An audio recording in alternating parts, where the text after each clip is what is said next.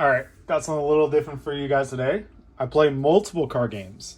And what I got here is my green-yellow Kobayashi deck. Playing 4 copies of Go-Go Chrome's Toro. 3 copies of Swimhoot Konosuba, not Konosuba, Kobayashi. 4 copies of Childhood Memories Iru. 4 copies of Trust and Relations Kobayashi. Got 4 copies of Dragon Reserve Power for your one combo Swimsuit Toru. Climax Swap. 2 copies of this Kobayashi. I play 2 copies of this Saikawa just to help filter out the deck a little bit. I also play 2 copies of Chronobreath Kobayashi. 1 game, like I mentioned, the main 1 combo. Playing 4 copies of Swimsuit Toru. Then I play 2 copies of this 1-drop Toru and Kobayashi. I'll explain in a minute why I play this one. 4 copies of the early drop Kobayashi and Toru. 2 copies of the refresh backup Kobayashi. And then the main 3 combo for the deck I'm playing is the Perfect Mate Toru with the World She Wanted to Convey combo. 2 copies of Chronobreath Toru as like a backup finisher. 2 copies of the Saikawa Kana early play. And 1 copy of the Climax Swap Discussion of Maids. So to explain this build a little bit further, the reason why I'm specifically maxing out on this one, I think this card, I think specifically that Toru, the 0-drop, is definitely underplayed in this build. The free Kanesaki stock ramp is nice to have. It's just a solid 0. And there's just like a lot of situations where, unfortunately, Kobayashi doesn't have a lot of power cards. And you get stuck in weird situations where you need to, you don't really want to just like pay 3 out of your stock that's just to save climaxes. But it helps when you do stock a climax, you can ram this into a card, pay 2 and search for a guy in your deck. So it doesn't feel like as neg. Also, I mainly play this one as my main stock ramp option because this deck definitely requires a lot of stock, especially in the late game. So this card definitely helps out a lot. I like to play this along with the Brainstorm Kobayashi because it just definitely helps like decide if I want to brainstorm or draw a card for that turn as well. Moving on to that, 4 copies of Brainstorm. This is definitely one you want to max out on. You pretty much play this yellow package with the early 3-drop in every Kobayashi build for the most part. So you want to see this so you can be able to trigger this effect. And I'm also playing 2 copies of this one to help tutor out these 2 cards specifically. You may notice that a lot of builds play the other 1-drop Kobayashi that can also be tutored out. I am not playing that one. I'm playing this one over it. Specifically, it has a similar effect. It gets beefy on play. So it's on play as a 6K, but you can also pay 1 for this card to gain 45. So this is like an alternate beat stick option to deal with a lot of the standby decks that have wall decks, because between this card and this card, you're basically swinging over 12. You're swinging over 12 along at times, and yes, you do have to pay a stock, but honestly, for the early play that it is, that's fine, because at worst, it's just a 6K on 1. It's a 6K swing on 1. At best, it's dealing with a potential like board, and your opponent has to like waste resources to save their standby deck guys. I've been a fan. I've been playing this card for a little bit. I've been a fan. I wouldn't take it out of this like a Kobayashi deck unless I was doing the colors a little bit differently. 4 copies of Childhood Iru, standard. I think for most decks, just really solid effect. Grab a 1, Climax Swap, helps filter deck. Main Toru combo. So when you have first effect, if you have 2 more characters, gains plus 2k attack, which is okay. Then main effect, pretty generic for a 1-drop. When you have the specific Climax combo on board, you can look it up to top 3, add a card, and pitch 2. Just a solid +1 effect. Unfortunately, I do like Kana a little bit better for the 1-drop. But like the fact you have to run over something is just very unfortunate for that effect.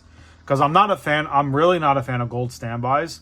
But the Kobayashi as a whole doesn't have a lot of broken cards. It's like this whole deck is just very fair. This is just a very fair deck, just a very like fun casual deck. Like you can definitely win a local with this deck, but I doubt you can go to a big tournament and win like a major event with this deck unless you get very fortunate. Yeah, solid 1-drop. Early play. Again, I'm indifferent on this card. I think you have to play it because again, Kobayashi's options for early drops aren't great. I guess the option to have like the on heal or ping ability definitely helps. So definitely 4 of since it's searchable. This is a card I also put in stock a lot, especially if I hit this trigger. So it's like it's a free like resource to waste for your card effects if you need to send it off to. I've been very back and forth on a lot of the different backups for Kobayashi. So I think the one thing Kobayashi has going for it is that they have a lot of really good backups. I'm very in between this backup. It's a 2-1. I guess 2,500, but you can pay an extra 2 to stock to refresh your deck. I've been sticking with this one mostly for consistency reasons. I just have terrible luck putting climaxes in stock, so I feel like I just need this card. The other one I do like is a 2-3 that it only busts for 15, but your opponent can't. Whenever one of your guys gets attacked, they can inflict damage. So that's another one I really like, but I've been settled on this one for the most part for now. For 3-drops, I play the yellow Toru with this climax. If there's one type of climax I hate, it's definitely the gold bar ones. Strictly because like you just can't get them out of your hand sometimes, and when you have to when you're forced to refresh with this in hand, it's just like a feels bad moment. I know a lot of people like the green one a little bit more. I think that one is very not great. You have to have a lot of stock in order to combo off with that 3, and it's not worth it because this Toru does almost the same thing for the amount of damage your opponent can potentially take for like overall less cost. On top of the fact of like it is the added bonus that you can just cheese wins by just calling any number in the game, and they could just take it. I've definitely got people by calling 6 or 7 and actually hit it. But like the way I like to do it is I usually only like to drop like my ideal end board would be 2 of her with the climax and 1 copy of this Toru. This Toru, I really like its effect. It's probably for like a non-climax combo card. This card is just amazing. On play, draw 2, pitch 1, so solid effect already. And then on attack, it's got an Icy Tail effect where you just pitch 2 cards out of your hand, mill the bottom 4 cards of your opponent's deck, and just burn them for however many climaxes hit. So this helps filter out potential climaxes in her deck to set up a final play number with her effect. So like, I'll go swing. It depends. It depends on the situation, but depends on the board a little bit. I'll use this as like a test swing. Ping for 1. If that goes through, that signals to me that they probably have a bunch of most of their climaxes at the bottom of their deck. So I'll then swing with this, trigger the effect, and then I'll use this. Then I'll use the last Toru for the actual pay 2, call any number in the game effect. So that's the main reason I like this specific Toru over the other 3-drop.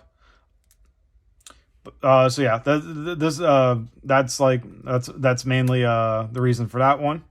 I play 2 copies of this early drop. Kana and Rico. To be honest, going forward, I'm probably gonna cut this card into 2 Saikawas. I was more so trying this out, and I wasn't a fan with of these cards, so I'm going to be cutting them for something else. One of these is going to definitely be bumped up back to, I was playing 3 at one point. This is definitely going to become this. These 3 are probably going to become early drop cards. This is probably going to be a third copy of this, and I'm either going to be playing the Zero Kana Searcher over this, or the blue ramp card. If you notice, I'm actually not playing the 3500 the 3500 Toru. I'm not a fan of zeros that don't provide like an effect. So like, yes, it's a solid early game beat stick, but it's not necessary. And at past turn 1, that you just never want to see that card. Or past turn 0, you just never want to see that card. So I rather just prioritize the utility zeros over a beat stick 0. And now I'm playing 1 copy of Discussion of Maids. Just solid stock swap. Helps end games when you're behind. But yeah, this is the Kobayashi deck.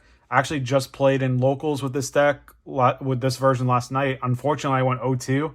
I got very, very unlucky. I played against Bofuri, and my opponent had 15 cards in deck with only 2 climaxes engraved. So I decided to hit with this Toru first. I milled 4, and there were 0 climaxes, which means all his climaxes were live, and I physically could not kill him. Then my second round loss was against Hololive. I refreshed into climax every single time.